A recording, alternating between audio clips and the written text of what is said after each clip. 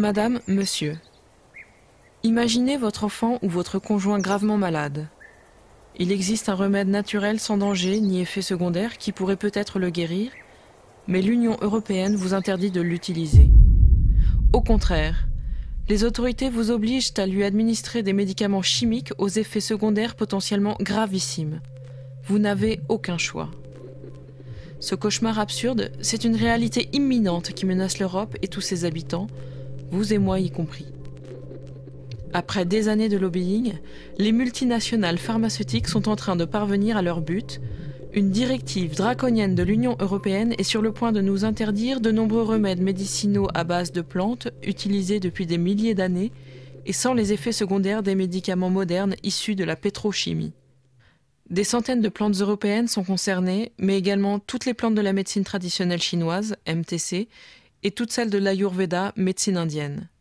Il s'agit de la nouvelle directive THMPD, Traditional Health Medical Products Directive, qui doit entrer en vigueur le 30 avril 2011. C'est une offensive sans précédent contre notre droit de nous soigner autrement. Et le but est extrêmement clair.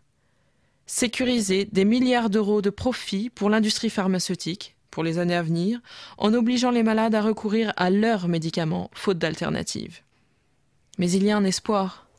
Une association très organisée et très active au niveau européen, The Alliance for Natural Health, Alliance pour la santé naturelle, ANH, est en train de déposer un recours. Elle est soutenue par la European Benefit Foundation, EFB, dans sa démarche.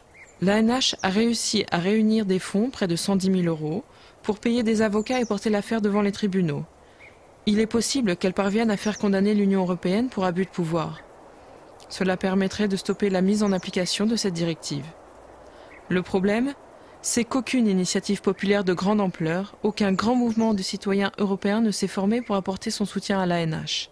C'est pourquoi des patients, des citoyens ont décidé de former un collectif de solidarité et nous faisons appel à vous de toute urgence. Je m'appelle Christelle et je fais moi-même partie de ce collectif. Je me permets de vous demander, faites maintenant un geste symbolique fort en signant la pétition ci-dessous contre la nouvelle directive européenne et pour la défense de la santé naturelle en Europe, en soutien à l'ANH. Nous avons besoin de centaines de milliers de signatures pour contrer la directive THMPD. Notre collectif s'organise pour lancer notre pétition dans d'autres pays européens. Mais nous ne serons crédibles que si déjà nous parvenons à rassembler un très grand nombre de signatures en France contre la directive THMPD. En quoi consiste la directive THMPD et pourquoi est-elle si dangereuse ? La directive THMPD, aussi appelée directive 2004-24-EC de l'Union européenne, impose une nouvelle procédure d'agrément pour les préparations thérapeutiques à base de plantes. Toutes ces préparations, y compris celles qui sont d'un usage courant depuis des milliers d'années, devront suivre une procédure d'agrément similaire à celle des médicaments à compter du 30 avril 2011. Autrement dit, les fabricants devront réunir des rapports d'experts, des études, des dossiers qui coûtent des fortunes. On parle de 105 000 à 180 000 euros par plante. Le problème, c'est que les producteurs d'herbes médicinales n'ont absolument pas les moyens des multinationales pharmaceutiques. La plupart ramassent les plantes dans la nature à l'état sauvage, de façon artisanale. Cette directive revient donc de facto à euthanasier un pan principal des médecines douces, basées sur les plantes, phytothérapie, herboristerie, plus l'intégralité des traditions chinoises, indiennes, amazoniennes et africaines, accessibles aujourd'hui sur le sol européen. L'Europe a déjà fait exactement la même chose avec les compléments alimentaires en 2006. Une nouvelle procédure d'agrément avait été créée par l'Agence européenne des aliments, EFSA. La députée européenne Michèle Rivasi a témoigné du résultat le 14 décembre 2010. À ce jour, plus de 95% des dossiers d'allégation déposés pour des produits à base de plantes ont reçu un avis négatif de l'EFSA. Trop rigoureuse, calquée sur des procédures propres aux médicaments, l'EFSA prend sa décision sur très peu de données et rejette des allégations pourtant déjà autorisées dans plusieurs pays européens. Il n'y a aucun doute que la même chose va se produire pour les plantes médicinales. Non seulement ce sera la fin de milliers de plantes européennes, chinoises et ayurvédiques en Europe, mais seront jetés dans l'illégalité des multitudes de remèdes créoles, berrichons, tibétains, nigériens ou cévenols qui ne justifieront pas des éléments bibliographiques appropriés, selon l'expert herboriste Thierry Thévenin. Le timing de cette directive ne doit rien au hasard. Il y a urgence en effet. L'industrie pharmaceutique a besoin de cette directive pour conforter sa position dominante à un moment où elle se trouve radicalement remise en cause. Sa crédibilité a été fortement entamée par l'affaire du Vioxx, de l'Avandia, du Mediator et maintenant du Buflomedil. Des spécialistes parlent de dizaines, de centaines de médicaments toxiques qu'il faudrait interdire. C'est pourquoi il est plus qu'urgent pour l'industrie pharmaceutique de nous couper toute alternative possible. Et la nouvelle directive européenne représente pour elle le Saint Graal qui lui garantira ses milliards de profits annuels pour des dizaines d'années. Indignez-vous, signez la pétition ci-dessous. Certains fabricants, bien entendu, ont tout de même essayé d'obtenir l'agrément pour les plantes les plus répandues. L'expert herboriste Thierry Thévenin témoigne de la complexité kafkaïenne de la procédure.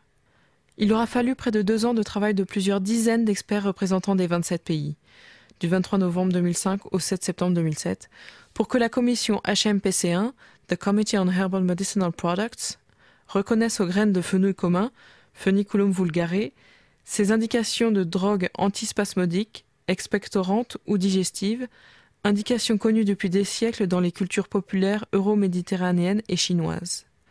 Le cas de la feuille de vigne rouge, Vitis vinifera, aura pris 3 ans. Entamé le 31 octobre 2007, il a abouti seulement le 15 juillet 2010. Et ne vous avisez pas de vendre des produits inoffensifs sans l'aval de l'Europe. Une association a été traînée en justice et poursuivie par l'État pour la vente illégale de simples graines de tomates et autres fruits et légumes, semences de variétés anciennes conservées, répertoriées et distribuées par Cocopelli. Un horticulteur a été perquisitionné et le contenu de son ordinateur saisi par la répression des fraudes parce qu'il fait la promotion du purin d'ortie pour soigner son jardin. Éric Pétiot, co-auteur du livre Purin d'ortie et compagnie. Préparation plébiscitée par des jardiniers depuis des générations. Une entreprise a été condamnée pour avoir vendu de la prêle des champs sans autorisation de l'Union européenne.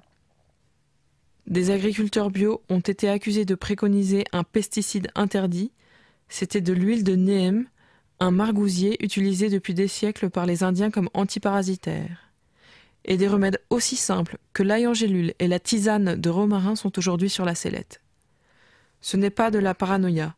Au Canada, une loi a déjà été votée qui peut vous conduire en prison pour avoir fait pousser de simples herbes aromatiques dans votre jardin. Il s'agit du Bill C-51, qui criminalise l'usage des plantes médicinales et qui est passé en 2008. Moins de 200 médicaments traditionnels à base de plantes ont été pour l'instant approuvés par l'Europe. Or, selon le professeur Paul Fournier, il existe 1500 espèces médicinales rien qu'en France métropolitaine, et plus de 20 000 espèces couramment utilisées à travers le monde. La seule médecine traditionnelle chinoise emploie environ 17 000 formules composées différentes. Or, toutes les plantes avec indication thérapeutique qui n'auront pas l'agrément devront être retirées de la vente après le 30 avril 2011 dans toute l'Europe. C'est un gâchis indescriptible.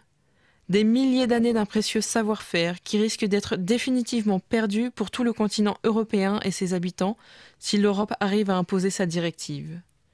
Combien de temps faudra-t-il ? Combien d'argent cela coûtera-t-il aux contribuables européens pour valider et autoriser la diffusion légale des milliers de remèdes végétaux traditionnels potentiels ? La réponse est simple. C'est impossible. Et cela ne se fera jamais. C'est pourquoi je compte vraiment sur vous pour signer notre pétition. Il n'y a qu'en luttant activement pour nos droits que nous pouvons stopper l'initiative conjointe des multinationales pharmaceutiques et de l'Union européenne. En politique, il y a un vieux dicton qui ne dit mot consent. Si vous ne faites pas entendre votre voix en signant la pétition, les bureaucrates européens en déduiront que personne ne se soucie de leur nouvelle directive. Ils penseront alors que cet énorme cadeau qu'ils font à l'industrie pharmaceutique n'a attiré l'attention ni l'indignation de personne. Alors s'il vous plaît, exprimez-vous, car maintenant c'est le moment de vérité. Votre signature donnera une légitimité démocratique décisive aux démarches que l'ANH a entreprises sur le plan juridique. Et après avoir signé votre pétition, transférez ce message à toutes les personnes que vous connaissez. Dites-leur qu'il est temps d'agir, il n'y a vraiment pas de temps à perdre. Un grand merci, nous vous tiendrons informés des suites de notre démarche.